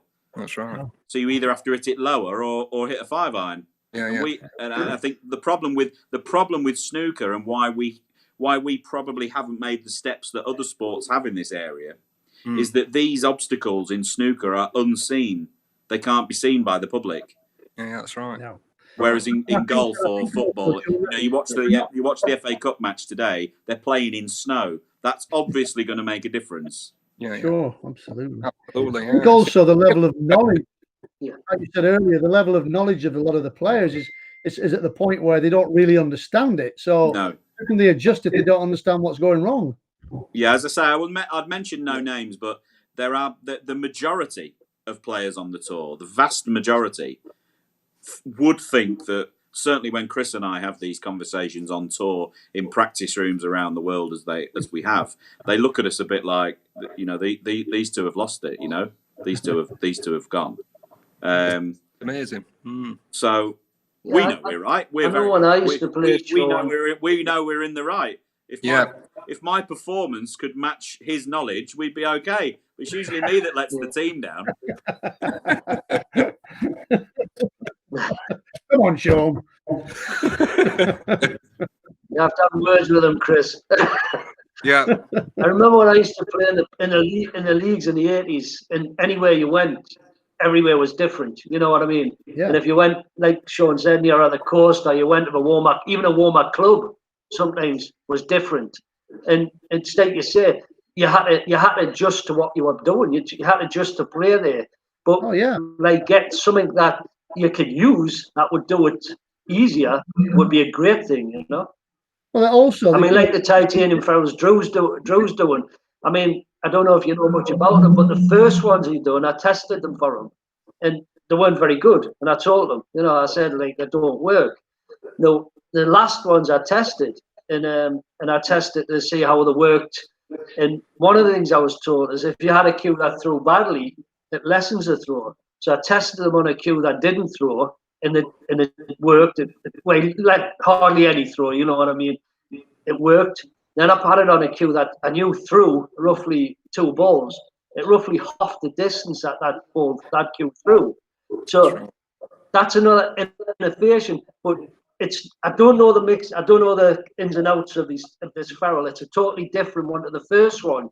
But Drew will probably be able to tell you more about the ferrule. But I mean, it does work, and people are saying it doesn't, but I think it does. You know, I mean, I still use the brass ferrule, but I'm a Neanderthal.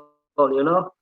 But that's great. You know, if you're a player who understands how you shape the ball, and you're looking for less cue ball deflection, you want the cue ball to go straighter.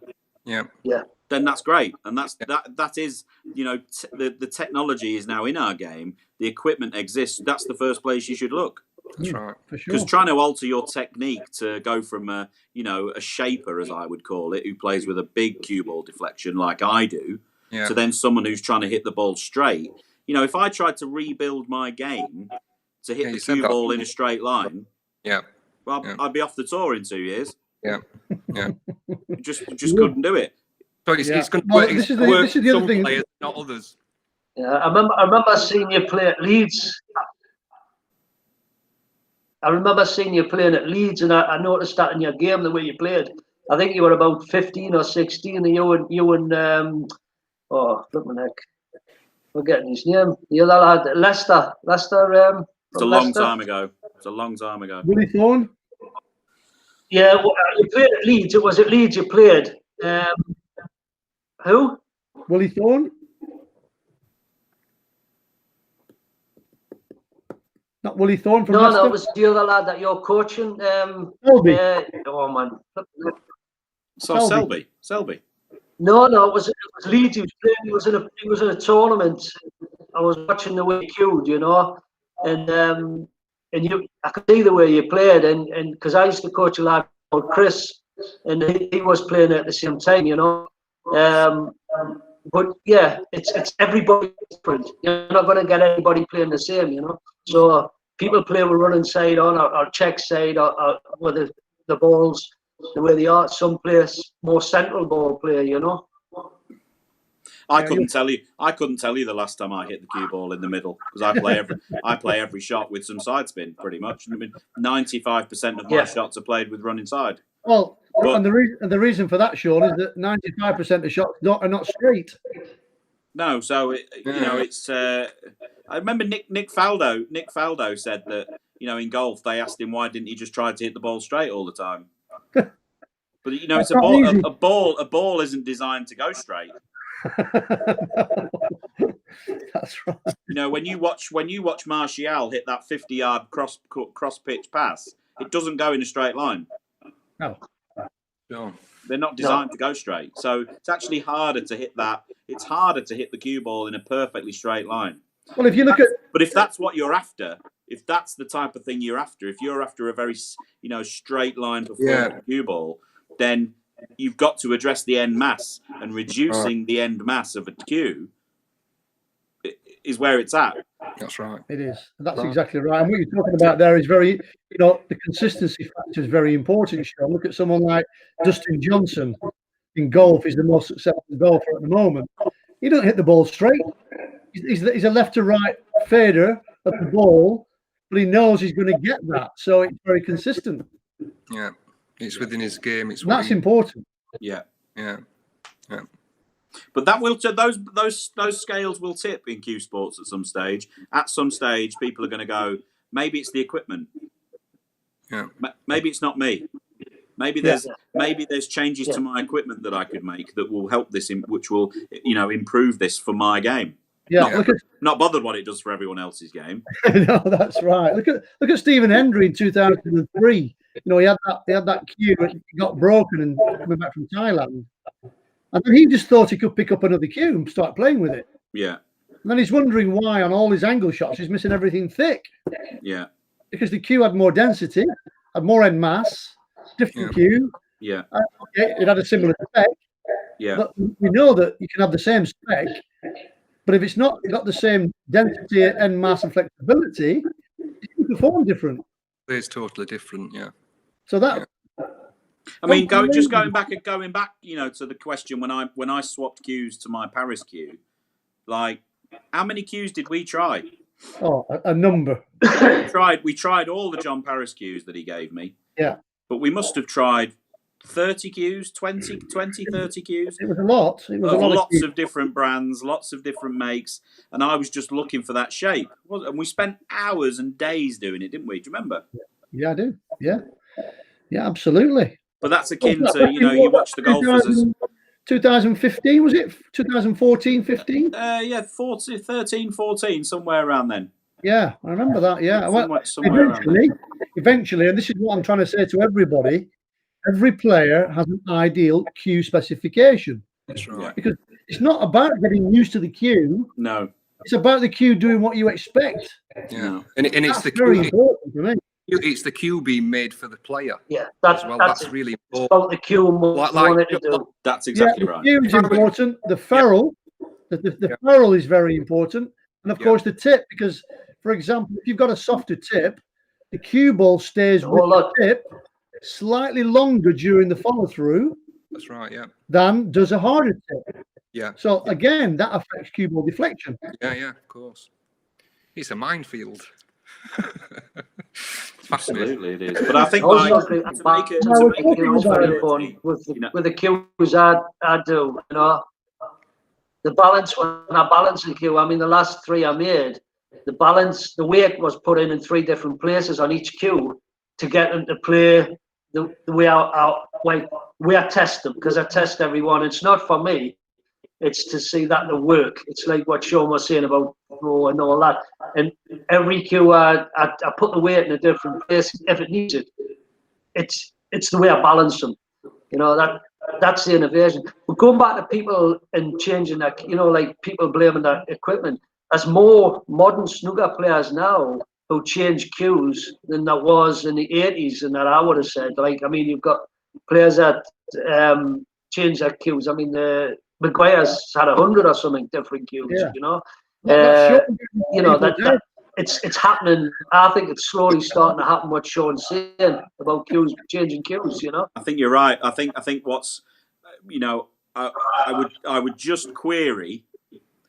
I would just query whether they know what they're looking for, and I don't think. I think you're right. I don't think a lot of them do just yet. I think it's coming, and I think, as you say, I think we're starting to see that change. I think people are starting, and Stephen Maguire is one of them. John Higgins is another. They change cues like I change underpants.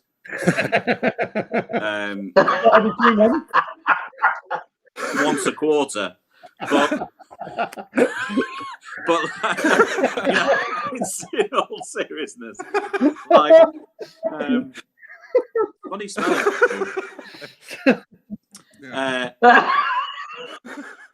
You'd like to think that they understand what they're looking for, and there was a very well respected pro. Again, I won't mention who it is, but I was sat listening to him discuss cues and shafts and the whippiness of his shaft and what he thought that did to the cue ball deflect, and he was completely wrong. Yeah. He couldn't have been any more wrong. Yeah. No. And he was, you know, giving this almost like a keynote speech in a players' lounge somewhere, and people were listening to him because he's quite well respected and influential. And every word that came out of his mouth was wrong. You think it's about I an think the education? thing is, There's an Sean, education going on. You know, people are not educated. I found that with tip installs, a lot of people that fit tips, they're not doing it right. They're like using sandpaper, for instance. You can't use sandpaper on a single layer tip, for instance. It'll just ruin it immediately. Get chalk embeds immediately into top at fibers, ruins the playability of the tip. So, do you know where that's come from? Do you know where that's come from, though? So over years in clubs, people have used all sorts on the end of their tip to get more grip. Yeah. You know, when I was a kid, we had like a foot scraper, things people use for calluses on their feet. Yeah. You know, and if I was struggling to get some screw back on a long shot, we'd be in there with the thing on top of the tip like that. It'd fluff up like my hair. We'd chalk not like mine. Not like yours, no. Are you showing off, by the way? the tip would fluff up, and the cue ball would come flying back. Yeah. This thing's for feet, like, you know. This thing's for doing your hard skin. It's not for that. Amazing. When you talk about that, though, Andy, if players don't understand generally cue ball physics and what a cue ball does when you strike it in different places, different amount of side spin with different heights and different acceleration towards the cue ball, if they don't have that knowledge, then how the hell can they base changing a cue to help perform in a different way? It's difficult. So education, like you say, in terms of helping them understand more about what happens when you do certain things, then you can make an educated decision on I need to change to this kind of cue or tip or ferrule or whatever it might be. I think just picking up on that point for a second, because I think that's crucial, is that it's currently though at the moment, you know, in the game, you know, the governing body are really pushing on now with their own coaching scheme, and one of the things that they are looking at is an education of equipment in people who want to take up that road. Now, it's massive in golf. To call yourself a professional golfer, you have to go for a PGA exam. Sure. And you have to demonstrate that you understand how all of this works. And they train you in how, if you're ever given a lesson or being a coach, they train you how to coach. Right. And so you would be able to give a personal fitting session using all these different shafts and what that does to the ball. Before you change somebody's swing, all of these things, they train you in all of that. And until recently, we haven't had that infrastructure. The WPBSA, you know, by their own admission, over years of mismanagement, haven't done what they should have done and ensured the future of the game. And so you're left with a lot of people who are very good snooker players, but they don't know why. Yeah. Well, and they can't give. We call that being unconsciously competent. They're very good at doing something. They're very, very good at it. But when it goes wrong, they can't explain to you why they're good at it. When it goes wrong, how do they fix it? They don't know why, and that's why if I could take you to any tournament in the world, put you in the practice room, and you'll see players practicing. They know they've got an issue, but they don't know how to fix it. Yeah. And I think it's them. Yeah. So they're messing with bridge position, grip position. They're messing with all of these things, and it could actually be something to do with their equipment. They don't know. Yeah, exactly. 100%. Absolutely bang on. And that's not their fault, really. That's because the sport as a governance at a governance level hasn't educated its new players, new coaches coming into the game. Yeah, you're right. A very important question is: has Dave Lewis had too much port? Where has he gone? Where is he? I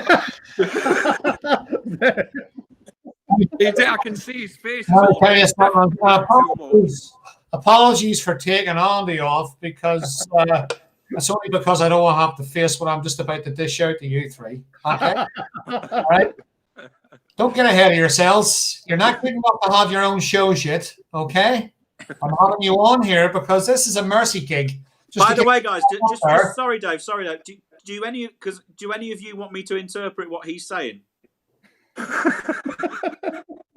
It was only a matter Yeah, definitely. Yeah. before the great Shaun Murphy turned on me.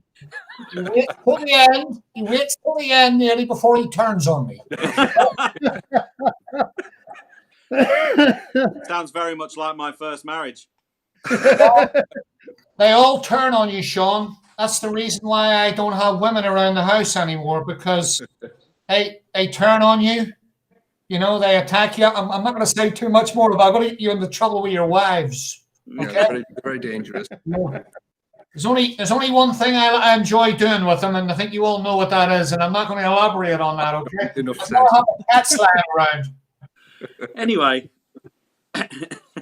That's fascinating, guys. I need to say goodbye to you as well. So Right. I've got to take my sons home and get them into bed. So Chris, it's been a pleasure to meet you. It's the first time I've met you. Shaun, it's really good to see you again. You too. Yeah, lovely I to hope see you you too. family well, and I'll be in touch with you. Drew, And Dave, why didn't you say that half an hour ago? You've been getting on my nerves for half an hour. Why didn't you just leave then? You know? I get on everyone's Honeymoon kid, I will be in touch with you. As I say, we've got lots more to do, but it's good to see you, buddy. We're going to bring Andy back on. You know, I always like to bring the old men back on again, because they're usually a wealth of knowledge. In Andy's case, I hope you didn't hear that, Andy, did you? I was just talking about. We'll make an exception in this case. Like this. Look, the reason I still want Shaun to translate for us. Don't you turn on By me. the way, just one second. Who are you going to translate for, Shaun? Is it Dave or Andy? No. Why do you just have to pick on the little Irish guys? Why don't you just leave them alone? I stayed off the screen for like 45 minutes. I've had a whole bottle of wine and have a few off at you three.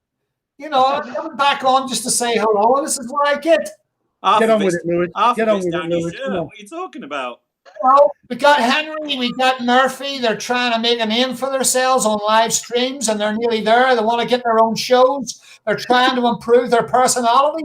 And that's why I bring them on here. I told you about that. I think he's had too much port. Yeah, yes. Right, actually, I'll tell you what we're going. We're going to have a look just before we shut this down here. We're going to have a little diversion. Shaun, I want to turn on you for a second, not literally, but in terms of the professionals, why do professionals change their cues? What sort of things do they think of when they're thinking about changing a cue? What sort of things do you think about when you're changing your furl and your tip and all the rest of it? Well, I think it's a great sign, because it shows that the players are more aware these days that, you know, problems in their game can be solved by changing their equipment, and that's a fairly new trend. But I think it's definitely going in the right direction. You know, from my own point of view, you know, I changed my cue because my old one I felt was, you know, starting to wear, you know, beyond the point of using it. But I was trying to solve an issue with my game. And as we just said, Chris and I went through 20 to 30 different cues of different specs to try and fix the problem. It turned out the problem was me. Well, that's why I've got you on here, because you need help. Okay, Mrs. Murphy was right again. It was me.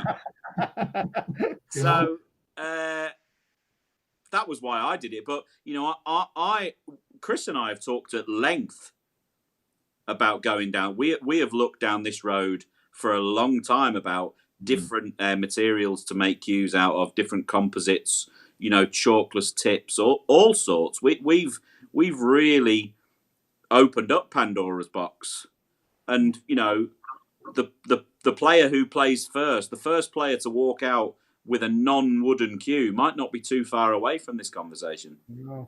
Right now, you've touched on something here. I was just about to bring this up. Pandora's box is a good thing to open up, isn't it? It's to find things out. Exactly. What about titanium cues?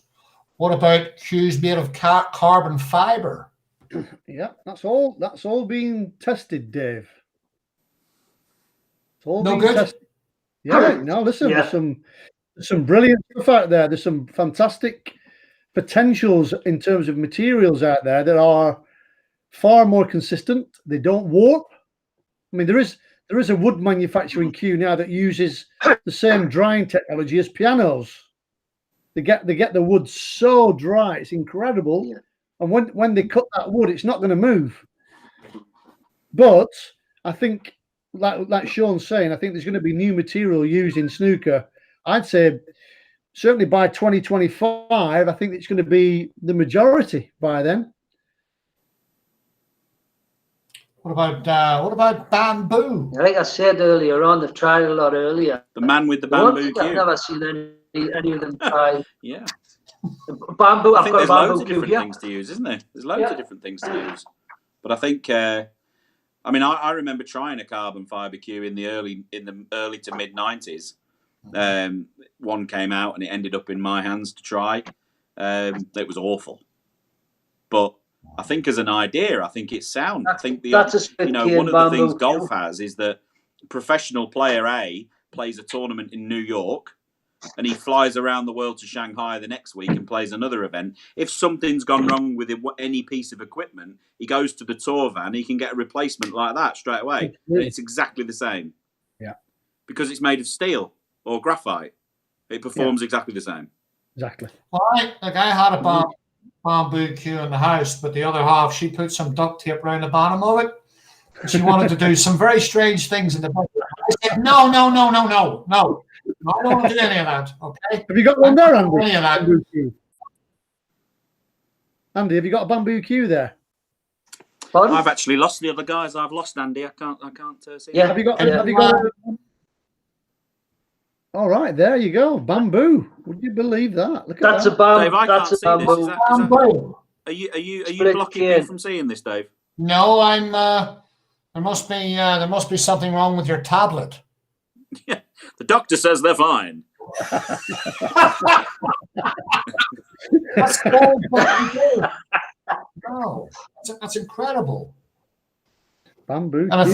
think bamboo has come a long way The from. one thing about this, Chris, which always, what surprised me about this one, the way the fishing rods were done, and there were little triangle bits of bamboo put together. This is one piece of bamboo. It's not put together. But I think if they did try, they have tried it years ago. They've done it. They're like the fishing rod. I think that would work, but it's having the technology to do it. You want to see there's the cue, Sean? Oh, I see it. That's the bamboo one. There. Amazing. Very I had interesting. a friend of mine. That was made about 1920s. I've got a friend of mine waiting for. I'm sure he said it was pear wood. It's 6. Hold on here, pear shafted one. Yeah, but Andy, just while we're on that That's a bamboo, pear shafted one.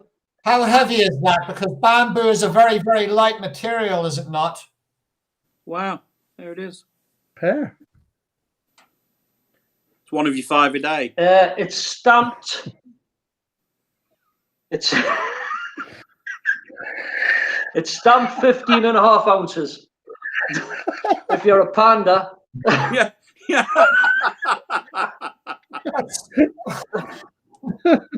I'll show you something about the bamboo one before I get the pear. Look at the splicing there, right? Can you see the splicing? That's 6. That's 6 waiting for your slices camera in to there. catch up, Andy. Oh, I see. All right, 6. Yeah.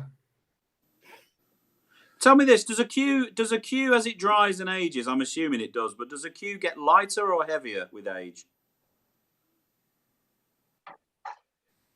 I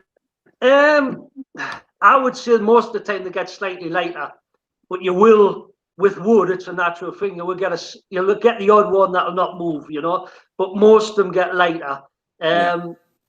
Yeah, they get lighter. Basically, wooden ones slightly. And what can I put on my? But like I said, the best way for most timbers is to try and put some kind of treatment. And what could I do to my cue? Because my cue now is. What are you saying, Sean? I don't treat my cues in any way. I was interested earlier when you said you should be coating it with linseed at least once a year. I never do that. I've never done it. But I've noticed now that the chevrons in my ash have gone very, very pale over use and age. My cue's probably now 7 or 8 years old.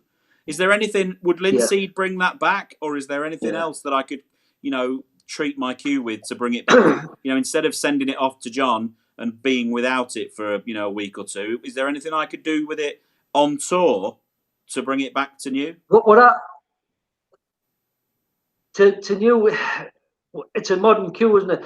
I've always treated my cues with a tiny bit of linseed oil, which has kept the colour. It's always kept the colour in the cue. And it's only, people think you lather it on, you don't. You basically get the bottle top, you put the cloth on the top, just tip it, and you just put a little bit, you don't touch your ferrule, and you don't touch the butt, because it can react with the glues. But as long as it's on the shaft, it's all right. But to get the colouring back in your arrows, as they call them, or the feathers or whatever, you can put a little bit of I use a bit of ebony dust, in with a linseed and just rub it on and then rub it off with a cloth. That can get the colour back in. But the linseed oil might do it anyway. But don't use the raw linseed oil. Don't use the boiled, because the boiled will make your cue sticky. The raw doesn't. So yeah, try that. A lot of people used to started using the wax. But the problem with wax is it tends to sit on top. The linseed oil will go into your wood and it preserves it. It'll keep the cue good. So it'll keep that life expectancy of your cue.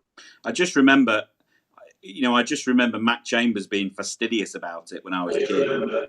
And I'm now thinking about the Tom Newman cue that I had, that, as I say, started to fray underneath the ferrule, which was why I stopped using it.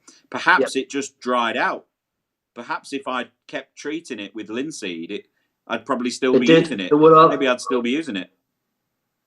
Shaun, have you any idea how John Parrish finishes his cues? Yeah, what does he use that to is finish one of the things that happens. I didn't say it, but that's one of the things that happens.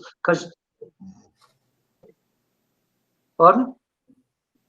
Just saying, does Shaun have any idea how John finishes his cue? What's his finishing material to finish the cue in terms of that reacting with linseed? No, I wouldn't know. I wouldn't know that. I probably should know that, but I wouldn't know. Yeah. I was just while I'm on tour, is there something I could get that I could just be doing a bit of treatment on the cue to sort of help bring it back to life. There's nothing wrong with it. I'd like it. I'd like those peaks and those. I'd like them to have a bit more colour in them. They look worn now. Just if I could bring them back, but ebony dust is going to be quite hard to come by, I should think. I can send you some. Right. Well, that's different. Yeah. That's different. Shaun, you The thing is that with linseed oil, it's only once when do that. can you Andy? You must have a terrible stream. I'm going to send you an up-to-date. Did you hear that? I'm going to send you a webcam. Your stream's terrible. Is it just you because you're older, or is it your internet connection? No, it's internet connection. I live in the middle of nowhere. Well, why don't you move down the south where normal people live?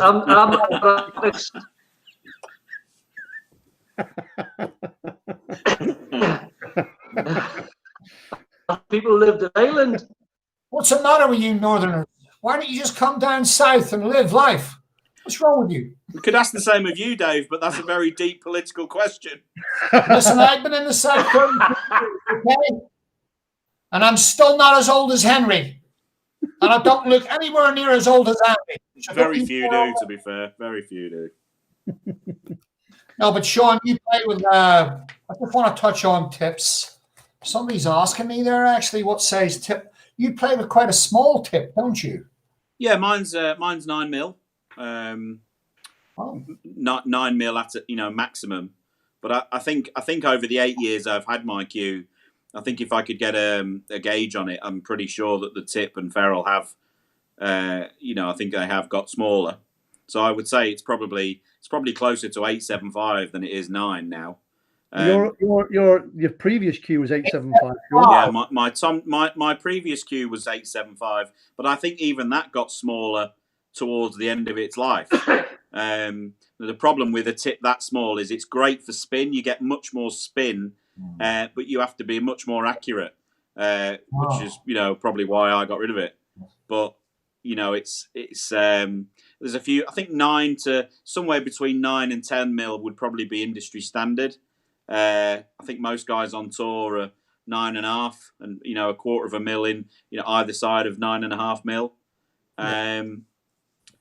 But yeah, I think 9 mil would be on the smaller side. Would that be fair, Chris? Would you say that on tour? Yeah, you're going to be slightly on the smaller side. I mean, you've got players like Mike Allen. He's been using a small tip for years. I know he's gone to a different cue now, and you'll see, and this is interesting, you'll see that the majority of times that Mike Allen will miss an angle shot now, he'll miss them thick because his cue's pushing the cue ball off a little bit more than he's expecting. But I think he used to use an 8.5 tip, which basically means his shaft's slightly slimmer as well.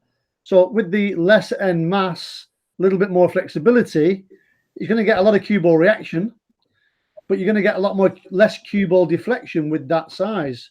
And I think changing a cue is such an important area because you've got to make sure that you do all the tests first, all the angle shots with side spin for push off, and make sure that if you do change your cue, it's doing what you're expecting. You shouldn't have to start to try and get used to a cue too much. You can find a cue that does what you think it should do. And for me, that's absolutely so important. But 9 millimeters, I'd say, is probably, certainly on the smaller side of average for sure, yeah. Here's one for you. And I'm not sure what the answer is here. But my tip now, it must be nearly 18 months since I changed my tip. Seriously? What kind of tip is it, Sean? It's an Elkmaster, straight out the box. Must be a very hard tip, is it? I mean, I don't think so. I think it's probably 7 out of 10, 7.5 out of 10 in terms of firmness. I don't feel like there's any shots I can't play with it, but it just doesn't move. It just isn't getting any smaller. Is the Elkmaster, is that a layered tip or a No, I think it's a very traditional, traditional old fashioned, like the old blue diamond. Yeah. Yeah. Again, it's the consistency factor, though, isn't it, nowadays? For years. I mean, that's what I started using.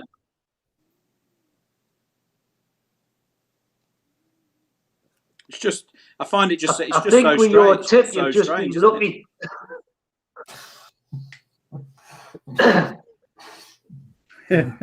think Elmas is a good tip, but I think for it to last so long, it's unusual.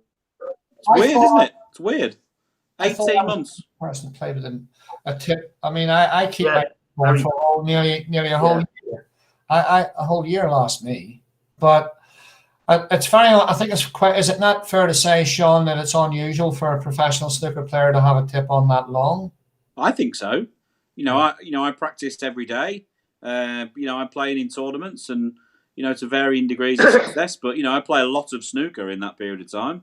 The tip looks the Sean, when you're allowed to go and practice. The tip looks the same as it did the day I put it on. It hasn't moved at all. Yeah. You're actually, Sean, you're actually you're a quite hard. Magical tip. You hit the ball quite hard. You're quite a heavy cue ball striker. Nobody could call me touchy-feely, Dave. No. You're quite a hard hitter. Not since the court order. At least your tips are getting smaller. Mind you, it's not a good thing. It's a rhino skin Elkmaster. Yeah. I did coat it in concrete. You see where Henry's going with this one. But it's weird. That's weird, though, right? Isn't it, guys? That's weird. It's like an everlasting tip. Definitely, incredible. Yes. Yeah, we had that. Yeah. Well, I'm not pushing. I mean, I'm not pushing Drew here in any way. I mean, I make it very clear about if it's still working, don't change it. I know. Well, I tried all Drew's tips. I tried them all. I thought they were fabulous. And like I said to him when he was on our chat earlier on, the thing I liked about his brand is a G1 is the same as the G1 you get next week. If I pull a G4 out, it'll be exactly the same as the one that replaced it. And you know, from my point of view on tour, you know, how do you beat that? You know, a lot of players are using that product now because it's just, you know, it comes out of the box and it's, you know, tip off, take a new one out, put a new one. There's no need to play it in. You don't have that awkward, you know, 2-3 day period of testing tip after tip after tip. You don't end up with blue fingers, glue everywhere because you only do it once. Yeah, Sean. What about this? What about this theory? Fabulous product. The tips lasting longer, okay? But of course, in these recent times, there's been new chalks that have got less abrasiveness. Maybe that's maybe. Because if there's more bite on the cue ball, then there's more bite into the leather, isn't there? Maybe you're right. That could be a point. I mean, when I went down that rabbit hole of trying to source and solve the problem of kicks and big bounces, none of us thought to look at chalk. None of us thought to go, except Chris, obviously, because Chris is always right. None of us thought about it, and you may well be right. Maybe the abrasiveness of the old-fashioned chalk, the new chalk that most of us are using now, is less abrasive by nature. Yeah. And may not be wearing the tips down as much. Yeah. What about that new tan blue chalk? What's your feedback on that, guys? That tan blue chalk. Yeah, very, very good. Very good product. You know, again, a bit like Andrew's tips. You know, Towham, the product does what it says on the tin. There is if you don't chalk your tip often enough, there is an increased risk of a miscue, and we've all seen that. But you know, miscues aren't caused by Towham chalk. That's a bit of a myth.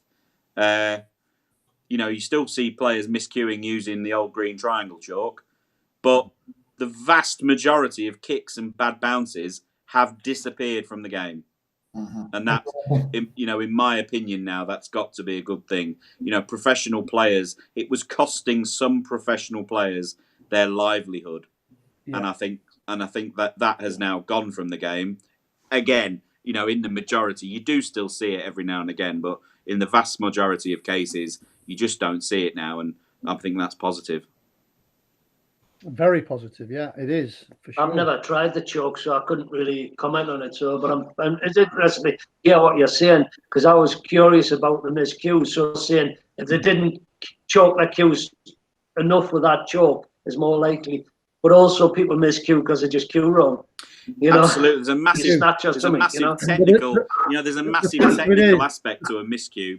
Most miscues are based in bad technique, not chalk. But it is correct to say that I use the Towham Soft. I use the gold label Towham. Now, really? Now if I don't, that very soft chalk. I just like the gold label. I like it. No, just because it's got gold on it. That's why. You know what I mean? Okay. Well, I've done the reason why Henry and Hunter keep miscuing is because they're old. They don't know how to cue anymore. I'm just going to go and get some to show you. You guys fight it out for 2 minutes. Hang on. The fact of it is, I bet certain chalk bench press more work than you. better with certain tips. This is some testing that I've been doing recently, and certain chalks do not work. Certain chalks do not work effectively at all with certain kinds of tips. I mean, literally. You could use a certain. I'm not going to talk about brands and names. You could pick up a piece of chalk like Sean's using now, and put some of that chalk onto a layered tip, and you could be miscuing virtually every time you play a deep screw shot. But then you put it onto that chalk. Put it onto a standard Elkmaster, and you won't be miscuing. What about that pink one? Look at that. That's the colour for you, Sean. I've got that's my secret weapon. That's coming out soon. Now, what's the difference between the pink chalk and the blue chalk? I just like the pink one. It's just nice, isn't it? I think these are the same. I think they're the same. These pyros. I think it's just a different colour.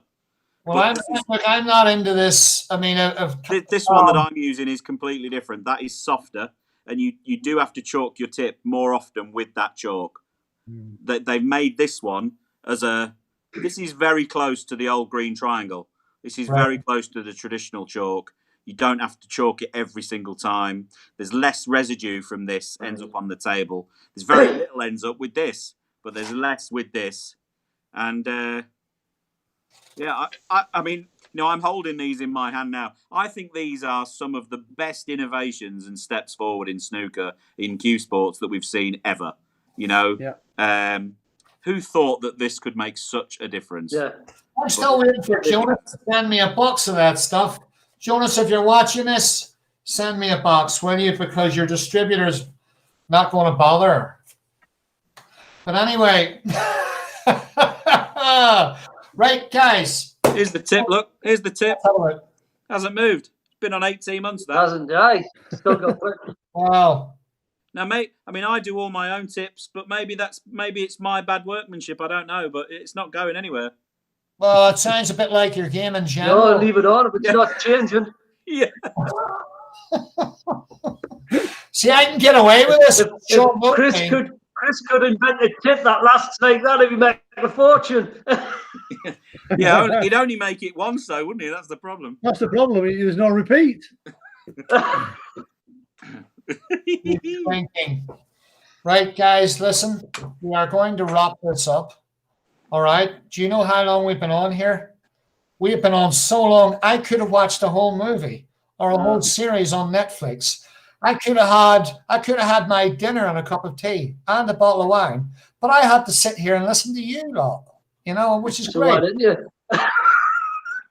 And I let you do most of the talking. I get criticized for talking too much. I get criticized for not being understood. I'm misunderstood. And now that I've let Chris and I've let Shaun come on for 2 hours and 15 minutes, surely they must get their own shows by now. Surely. It's a good idea, Chris, isn't it? It's a good idea.